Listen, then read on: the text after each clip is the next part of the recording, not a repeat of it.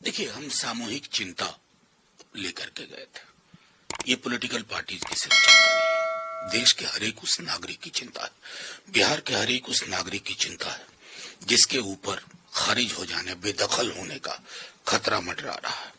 Point by point हम में से हर किसी ने कई सवाल रखे, चिंताएं रखी, लेकिन उन चिंताओं को सुनने की जो एक लोकतांत्रिक प्रवृत्ति होनी चाहिए, एक ऐसी संस्था में जिसकी वजह से हम डेमोक्रेसी का महफूज होना समझते हैं, उसका हमें अभाव दिखा।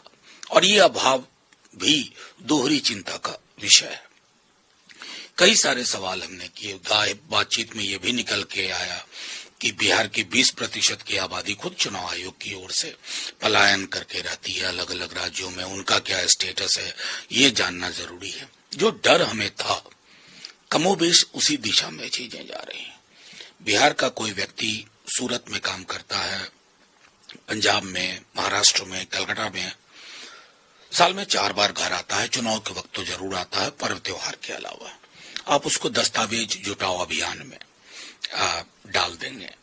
जो ओनस स्टेट का होना चाहिए था, वो ओनस आपने व्यक्ति पे शिफ्ट कर दिया है और उसे प्रूव करना है कि वो लेजिटिमेट है, एलिजिबल है।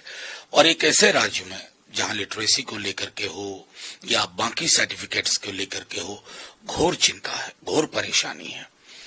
खुद आप आधार को नहीं मान रहे हैं, एपीआईसी को नहीं मान रहे हैं, मनरेगा को नहीं मान रहे हैं, राशन कार्ड को नहीं मान रहे हैं। तो इस तरह की उलझनों के बीच में ये इंक्लूजन कम एक्सक्लूजन का मैकेनिज्म ज्यादा लगता है। और इसलिए मैंने कल प्रेस को भी संबोधित करते हुए कहा कि इस तरह की मीटिंग में जो सौहार्द का वातावरण होना चाहिए था, उसका अभाव दिखा। देखिए, मैं सीधे तौर पे कहता हूं, हमारे माननीय सर्वोच्च न्यायालय ने एक बहुत खूबसूरत ऑब्जर्वेशन दिया था, फैसले का भी हिस्सा था। वो था कि इस तरह की गतिविधियों पर विराम लगना चाहिए। हम अपने देश को क्या बनाना चाहते हैं? अभी गुडविल मिशन भेजा था ना दुनिया भर में कि साहब यहाँ हिंदू, मुसलमान, सिख, ईसाई देखो कितने भाईचारे के साथ रहते हैं, तो ये दिखावटीपना कैसे चलेगा? क्या दुनिया ये नहीं देख रही होगी कि इनके यहाँ कैसे प्रोफाइलिंग की जाती है? कमोबेश ऐसा ही जर्मनी में भी हुआ था।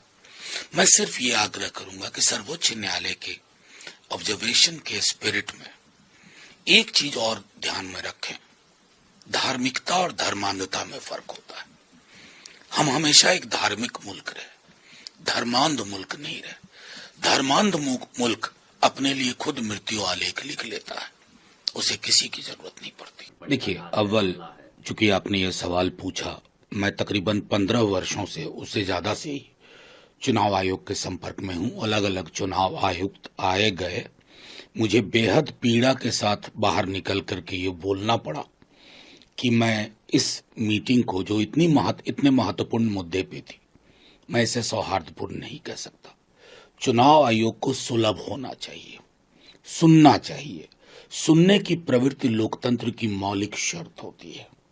हमने सारी चिंताएं बताई, जो सवाल पूछे, चाहे नेता प्रतिपक्ष तेजस्वी जी की ओर से पत्र में जो चीजें इंगित थी, टाइमिंग को लेकर के, डिफिकल्टीज को लेकर के, बेदखल करने की एक जो लोगों के अंदर परसेप्शन, जिसकी वजह से वोटबंदी बोल रहे हैं इसको।